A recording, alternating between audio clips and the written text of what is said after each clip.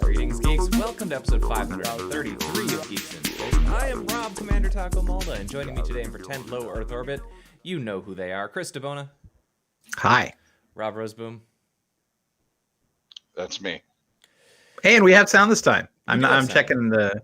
I'm QAing over here. You're the QA department, QC. Yeah. That's good. This is going good. That's All right, good. I'm gonna pause it.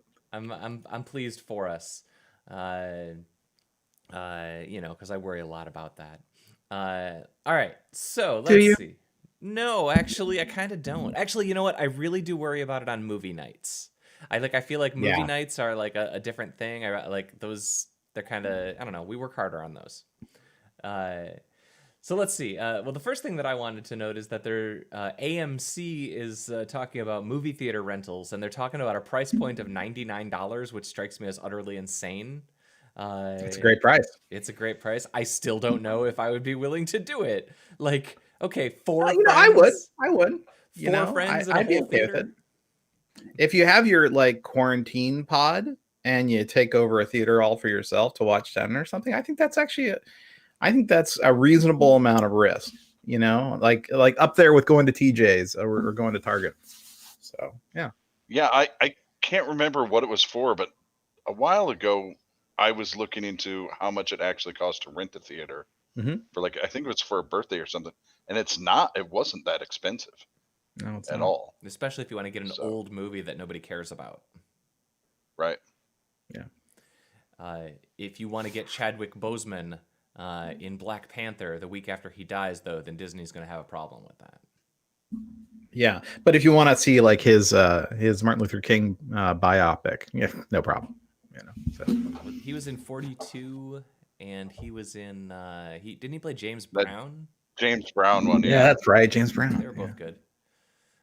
I liked 42 a lot. I told you this before, but Alan Tudyk is in that, and like I love Alan Tudyk so much, and I hated him so much in that movie. Oh, is he really hateful in it? Yeah, he's like the racist, like he's the symbol. Like the personification of racism in that movie, I guess. Everybody's racist in that movie. He's the guy that you're designed to hate the most. Yep, even the good guys are racist in that movie. Yeah. Are there a lot of movies where Tudyk is a bad guy, though? I can only think of like... I mean, he's King Candy in Wreck-It Ralph. He's the bad guy in Doom Patrol. He's... That's true. That's true. You know what I just rewatched recently is Tucker and Dale versus Evil. That's a great movie. That is a really good movie. That's a very satisfying, very fun movie. Yeah. Mm. I watched it, I don't know when it first came out, and I had forgotten, I guess, like I knew the general deal of it, but I had forgotten that there kind of really isn't any magic or anything. It's just basically escalating escalating accidents. Yeah, and it's actually it's well, I mean, the bad guy is like the fratty guy, right? Yeah. This is a good movie, and like I really like Tyler Labine, who played Tucker or Dale. I think he's a really funny guy, and I wonder like if he has done anything much at all, you know, because he was in Reaper, which was super fun, and he was in Tucker and Dale, and I don't know, I just think this guy's a blast, you know. Yeah, he's a steady worker. Yeah. So we've had, for as long as I've been following science news, there's a new story every 6 to 18 months about Voyager. Usually the new story about Voyager is we've discovered a different bubble, and now it's really truly this time. We've left the solar system. Right. But then like every 6 months we decide a different measure. But this one's actually kind of interesting because it looks like it's detecting a higher density of whatever is in space once you get outside of the heliosphere, whatever they're calling it this time, which is actually kind of interesting. I kind of been grooving on that. Yeah, no, it's really interesting. It's really fun. So my question for you, you know this better than I do. I think the both of you do. Like, where does the Oort cloud start and end? Is it now through a higher density region that is the Oort cloud, or I think we're beyond the Oort cloud. Cloud sounds higher density to me than deep space, you know, or the heliopause leads to the, I just don't know where it is, right? So I will look it up while we talk. Poor Cliff. Cliff, why don't you just dial in instead of chatting in Discord? Is he chatting in us? Yeah. He says Alan Tudyk is good in New Amsterdam. Dude, just hop in. All right. The Oort cloud. Here we go. I think it's through the Oort cloud, because this was one of, I don't know, No, the Oort cloud is after the heliosphere, so it stretches from 2,000 to 200,000 AUs from the sun. So I think they're in the Oort cloud. All right, maybe this is just like what happens when you get Oorty. I think they're getting Oorty with it. Getting Oorty with it. Nah. So I didn't read this story. Did they have some idea about why the density is more here than they expected? I don't think that they had really an idea. It's just it's more. It's just it's more than they thought it was going to be. Like that's weird. Right? But Go figure. I have no response to this. Yep. But that's science, right? I mean, like, we don't know. So now that's cool. Somebody's going to write a PhD thesis and figure this shit out. Well, sure, but someone probably speculates, right? Mm-hmm. There's usually speculation.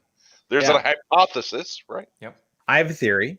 So I think that as things stream out of the sun, particles, I think when they sort of like get further out, like at the 200 to 1,000 AU range, they start curving, because of the gravity of the sun and the planets. It perturbs it just enough so that its straight line path starts curving, and then it falls into orbit. But I thought that's my theory. That one of the 15 stories in the last decade and a half about Voyager leaving the influence of the sun's gravitational pull is that the Voyager has left the influence of the sun's gravitational pull, which I guess I would assume means also tiny particles. I think achieving escape velocity is different than being out of the influence of gravity. I mean, we're under the influence of the gravity of the center of the universe and the center of the Milky Way. Yeah, but that's just me, and I'm only in Michigan. Well, I know that Michiganders are special with their relationship with gravity and the Higgs boson, but I think that I don't know. I find this story to be a magical, wonderful story. The Oort cloud actually centers. We can on still Jackson. discover things about space. We should definitely send more people to go explore the edges of our solar system. I agree. Okay, there's a quicksand story. Quicksand, yeah. Just to be clear, we're not worrying about quicksand anymore. Oh, we're not? No, we've decided that we don't have to worry about it. It's just not a thing. They actually had like the Q score of quicksand, and they're like actually measuring its influence in pop culture. And basically, there was a time where quicksand was routinely used in pop culture. And I mean, I grew up in the 80s, man. It was quicksand everywhere.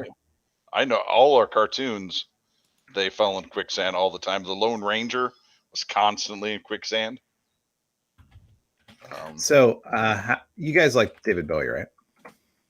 Sure. So is he in quicksand? In Merry Christmas, Mr. Lawrence. Here, I'll share this tab. He is lowered into a pit of sand. It's not quicksand, but it is a pit of sand. He just stands there for like a year. So I mean, this came out in 1983, and I've always been like, when I think of quicksand, I think of David Bowie being buried in the sand. So I mean, this is at peak quicksand. See, I would think according like to Q score, and things like that. But yeah. Anyway, kids these days. Quicksand and piranhas both ended up not being as dangerous as I expected them to be. Yeah. I remember piranhas, man. Like my dad went to Brazil or Venezuela or something, and he brought back a mounted piranha. A taxidermied mounted piranha, but it wasn't like taxidermied like stuffed. It was just like a piranha that was dried out. Right. But it was great. I loved that thing. I would stick my finger in its mouth. It was just fun. I had red-bellied piranhas as a kid because I was a weird kid.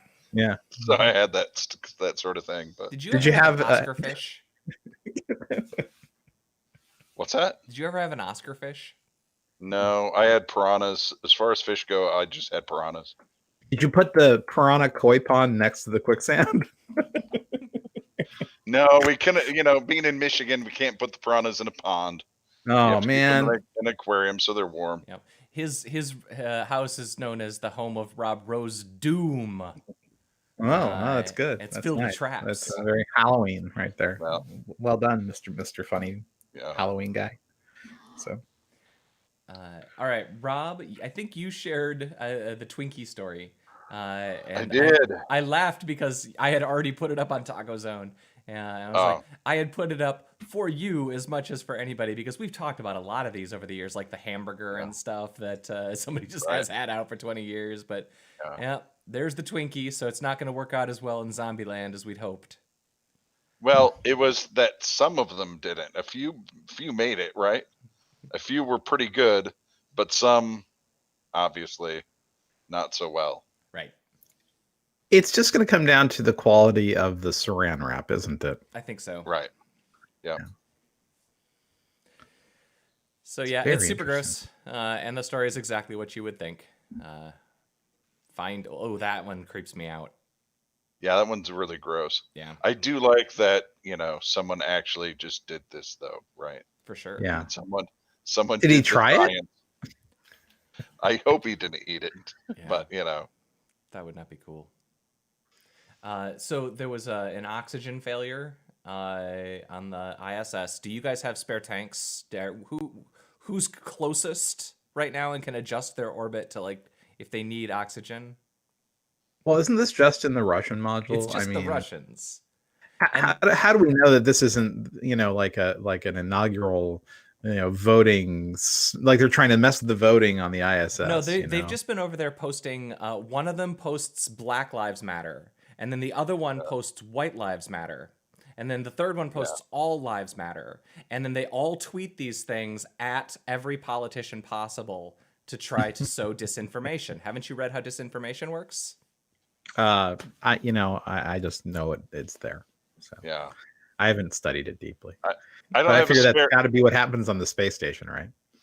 I don't have a spare tank, but I have a couple cases of canned air we can send over. Mel Brooks style. Yeah.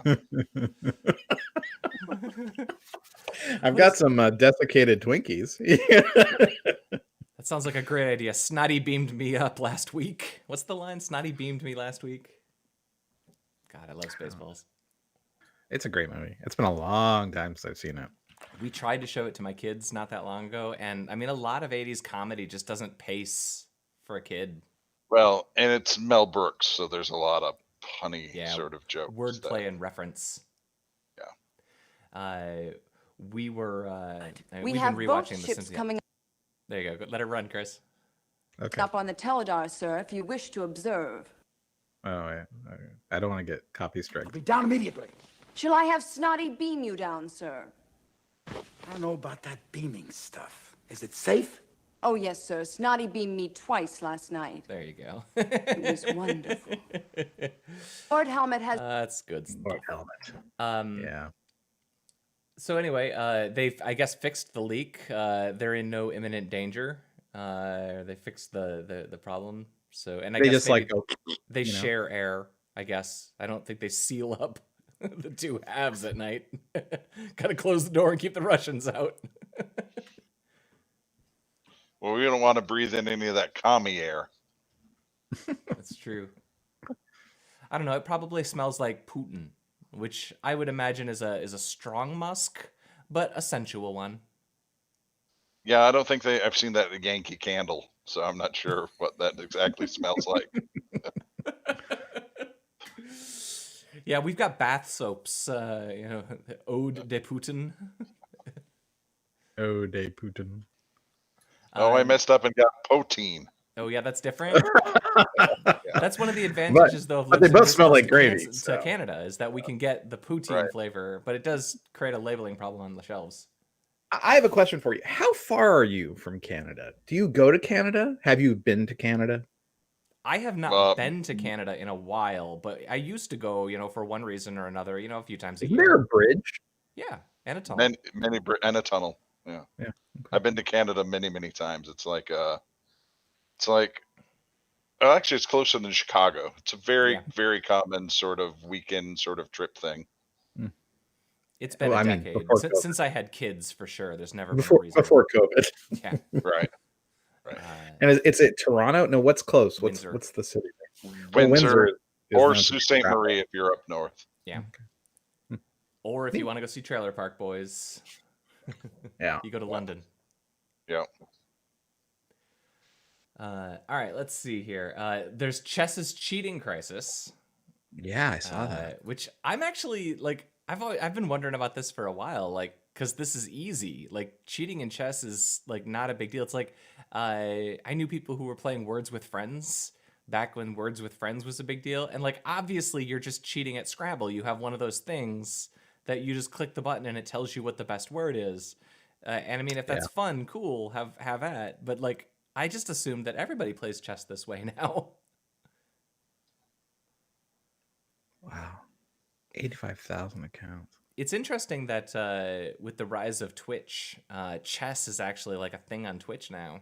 And like famous people occasionally show up and play chess, and there's chess Twitch. I mean, it ain't quite AOC Last of Us Twitch, but Amonging Us, yeah. Oh, Amonging Us. I actually played it with my kids. It's okay. The other night, it's fine. Fun. It's just werewolf with excuses to like run around. It's werewolf meets Space Team or something, you know. Ooh, Space Team. Or FTL, yeah. But not as deep.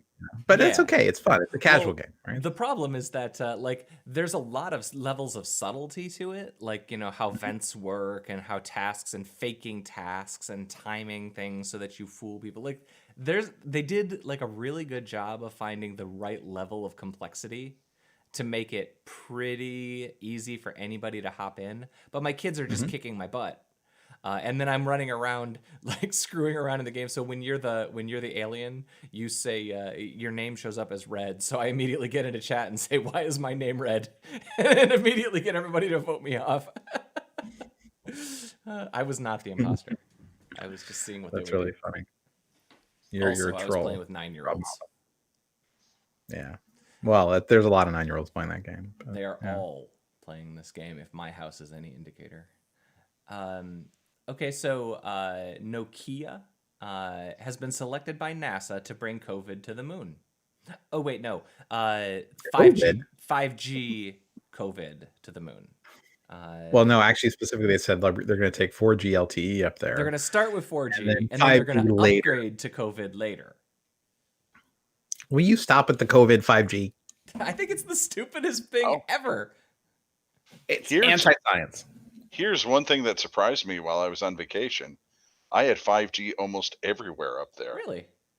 Oh, but you had probably 5G. You had American 5G, which is I had American 5G. But the internet was better in my bed and breakfast than at my home. That's great. Interlocking is locked in. Yeah. So yeah, Nokia is going to put cell towers on the moon, which seems weird to me because it seems like we would have better technology than that. But then again, maybe not. We've got pretty efficient at covering the Earth with cell signals. If it works here, why not let it work there? Why do they keep showing ads of solar power? I guess it's for the moon? Because that's next.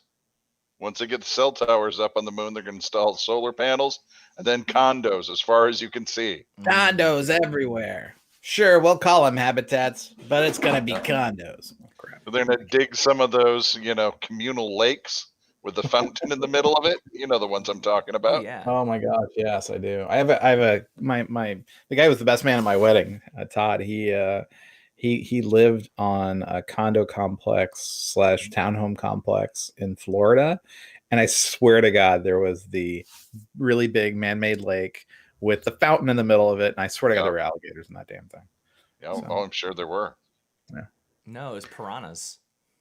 Piranhas with the quicksand. The quicksand's in the center, though, so you don't have to worry.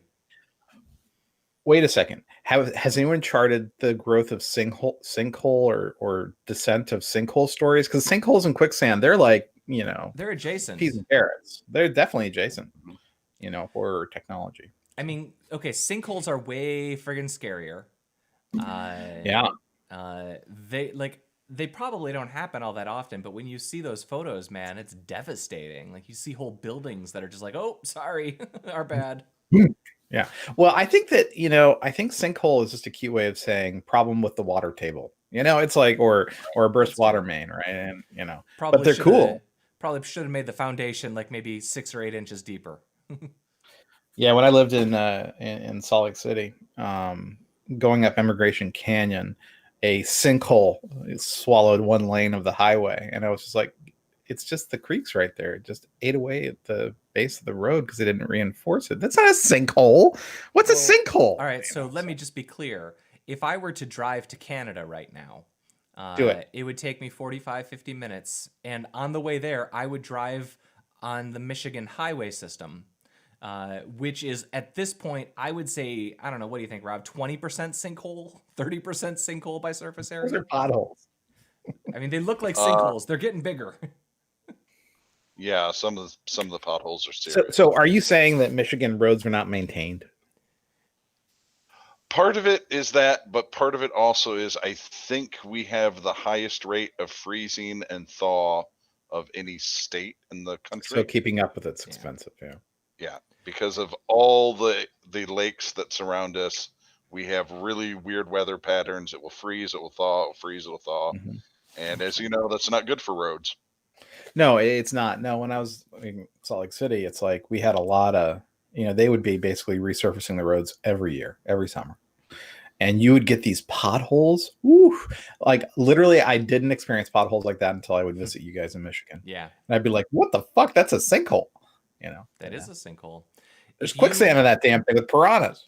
If you, about halfway between here and Detroit, when you actually start getting into Detroit proper, the roads are kind of amazing. But we also have the flip problem to that, which is that because Detroit is the center of all the auto manufacturing, they don't have any mass transit.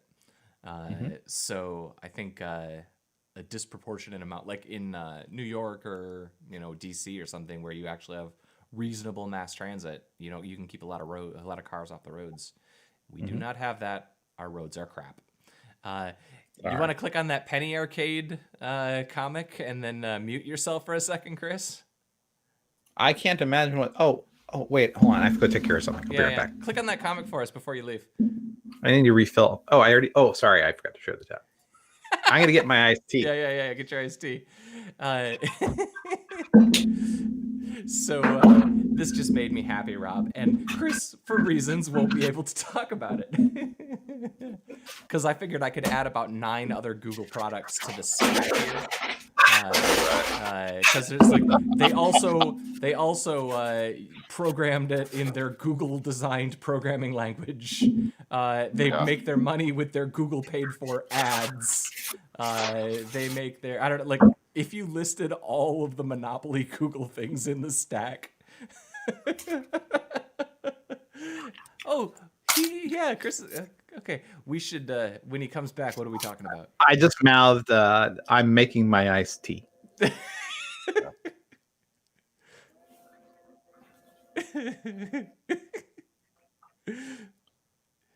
Anyway, there would be no end to the fun of making fun of antitrust stories with Chris around.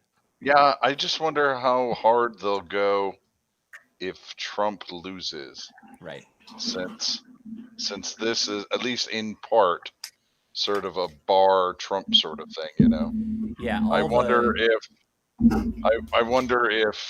Biden wins, how hard they'll keep pushing at this. I mean, because this is going to be years. Oh yeah, right? This is so Microsoft took like what, 4 years? It was horrible. But this will be the fun. I think most of us have just been sort of waiting for 10 years because duh. Okay. All I wanted to say is, how's your iced tea? I don't know if you knew this about me, but I managed to avoid being called on the stand or being deposed in the Oracle case. Do you know why? Because I'm either I wasn't powerful enough to want to just drag me through the mud, and B, I wasn't stupid enough to post dumb shit internally, externally, or in any meeting about the subject. Right. So I'm going to continue that policy with regards to how's the antitrust work. It's actually great. I love this thing. It makes this nice. Here, let me show you. Do I trust it? What do you mean trust it? Or are you against I'm not having it pick me up at the airport. Like I feel like I don't trust your ice maker. Like I might be anti-trusting your ice maker. I'm like, trusted to pick me up from the airport, trusted to make ice. Yeah, it's an ice maker, man. Yeah, trusting it to take care of you from sperm to grave.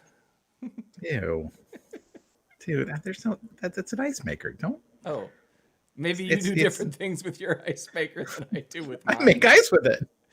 Is ice maker like a, that's what I do too. Ice maker. Is this like a QAnon thing? What is going on? It's a special move that Rob's come up with called the ice maker. The ice maker. It's where he alienates everybody and they're driven away from him. No, that's true. I started this move a long time ago, and you two are all that are left. So it's not working out well for me. It's not exactly a fan favorite. Nope. I think that was the last thing that I had. Is that true? Well, did we talk about Save Yourselves? Did you guys see that yet? Is that the trailer you threw in? Yeah, it's the one where the couple decides to disconnect, shut off their cell phones, and go to some cabin in the woods outside of New York. And while they're there, there's an invasion of basically large tribbles that eat people. Oh. And how they dealt with it. So it's a documentary. Yeah, totally. And it was fine. It was very likable actors. It was a super millennial story, according to my wife, because it was like, it was fun. It was well paced, and in the end, you wanted a lot more from it. All right, I'm putting I'm posting it to the zone, and it's Save Yourselves. Quote, it's fine. Chris DeBona. Hey, it's not a waste of time. It's fine. You won't be pissed watching it. But it's no Tucker and Dale versus Evil. That's true. We're rewatching The Mandalorian here because the new season starts in 10 days. I cannot wait. And that's been like my source of joy. Watching that. And we actually just rewatched the Lego Movie Part 2, and it was nice to just feel joy. I didn't see it. You mean the second part? The second part? How's that ice maker? Are you just going to bring that up whenever you want me to clam up? No, I'm thirsty. It's fine. No, I'm thirsty. Oh, okay. I need something new to watch, and I need it to be joyful. I need joy in my lives. There's no joy left. Have you seen the Turn Down for What video?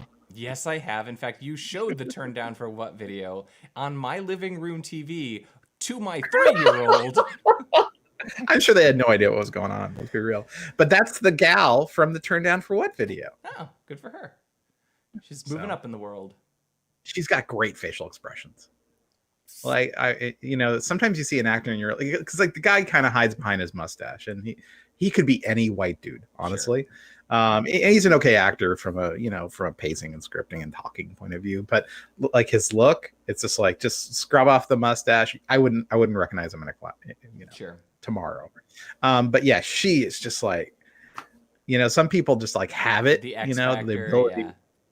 Yeah, and she's not traditionally, gorgeous type person, but she's got such a great face, Charisma parallels attractiveness, but there comes a point in the world where some people they get by looking a little unusual, but they have that next level charisma. Other people are just like any of the Chris's from the Marvel movies. Those are just like tremendously attractive men who get by being tremendously attractive, but then you get the weirdos, like maybe the people on Silicon Valley, where there's a bunch of actors on Silicon Valley who are actually quite charismatic despite being weird looking.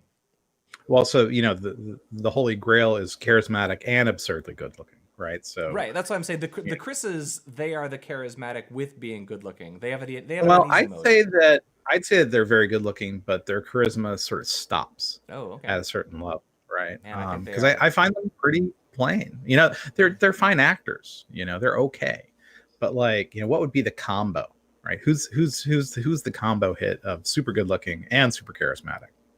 You know, I mean, that's what I think the Chris's are. I think that they're just tremendously handsome, attractive, leading men capable of delivering comedy, action, and drama. What more do you want? I'm not gay. well, I mean, so the classic example. This is James Dean. James Dean was basically an extra in his first movie, right? And he apparently was so charismatic, even being an extra. And he's very good looking, right? But like in a matter of like 13 seconds on film, he managed to basically build an entire career off that. And it's for like Brad Pitt in what's the movie? Brad Pitt, Legends of the Fall. You mean that one? No. Before he was in Legends of the Fall, he was in Thelma and Louise. Oh, really? Right. Yeah. And it's like he's on screen on Thelma and Louise maybe 2 minutes, but it's like boom, career, you know, forever. Right. So yeah, we talk about that a lot. There's this whole tier of actors who get to be a star in one movie, and you watch that one movie. Like, there's been a few of them lately in the horror field. I really like the gal who's the lead in Happy Death Day, and I really like the gal who was the lead, Samantha Weaving, in Ready, Set, Die. Oh, is that what it's called? Samara Weaving. Yeah. Yeah. No, she's got it. They're both like really good actresses. Like they are beautiful people who have the X Factor charisma. And if either of them like gets a good second part, a good second role, they could be a breakthrough star. Unfortunately for Samara Weaving, Bill and Ted 3 will not be that. Well, you know, she was also in Guns Akimbo. I mean, the reality is she will hit, though. Everyone knows it. They're well, like, I think but the other possibility is she could be like Cara Delevingne or whatever, Cara Delevingne, who's just like in a bunch of like, she's every now and then okay, but like she's never great. Yeah, no. She never, I hate to say it, she never will be. She's terrific on the catwalk. She's a terrific model, but she doesn't have the pairing. It's the X Factor. Yeah, she doesn't have the charisma. It was like, what was the movie we saw where there was no charisma between the two actors? Oh, Chris Christopherson and Cheryl Ladd. Yeah. And it was just like, it was like falling into a black hole for whenever they were on screen together. It was terrible. Or Louis Gossett Jr. And Dennis Quaid. I don't know, man. Right. We'll talk tonight. Think that. Yeah. All right, we'll talk about it tonight. There was one other thing that I was just watching that I wanted to bring up. Crap. Because it was something good and joyful and that I wanted to share. Ted Lasso. Yeah, I saw the first episode. It was good. I got to tell you, man, when I was talking about I need things that make me feel joy, Ted Lasso, like, that show is reliably like giving me little twinkles of hope and joy that I forgot that I knew how to feel. Yeah. Well, that's great. I actually highly recommend it. It's You're not alone. Everyone has been going crazy about Ted Lasso. I'm like, I think that people just need something good in this time of trouble. It was and Ted Lasso is there for you. This was kind of, I was saying this to somebody, like the only times that I felt joy since all this COVID shit started was like when Hamilton came out on streaming, and I watched Hamilton like 3 times in one weekend and just drank like the whole weekend and watched Hamilton over and over again. It's like, oh, America. Well, you know, it's funny because, you know, watching the first episode of Ted Lasso and having Charlie Sheen and Tom Berenger in it, I thought was a really brave choice, and Rene Russo as the team owner. Well, I mean, are you talking about Wesley Major Snipes? League?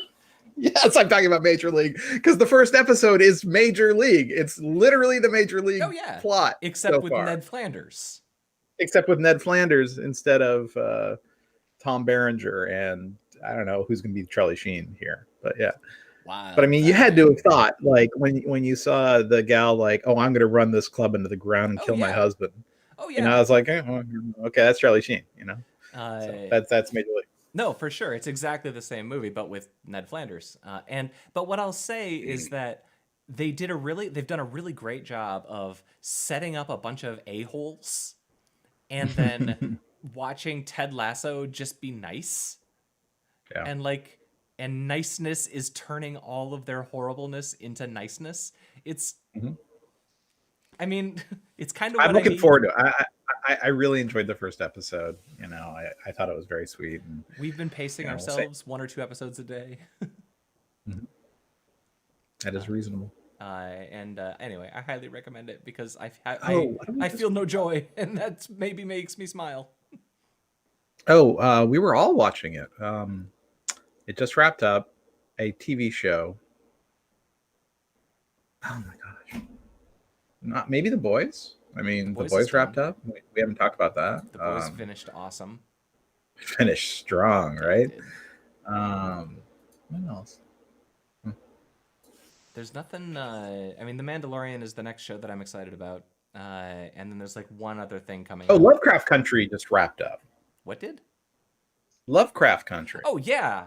No, I saw the finale of that. Although I don't know, I feel like they kind of blew their wad on that show in a couple of earlier episodes. For my money, anyway, they had a couple of really great episodes. So the finale was it was good.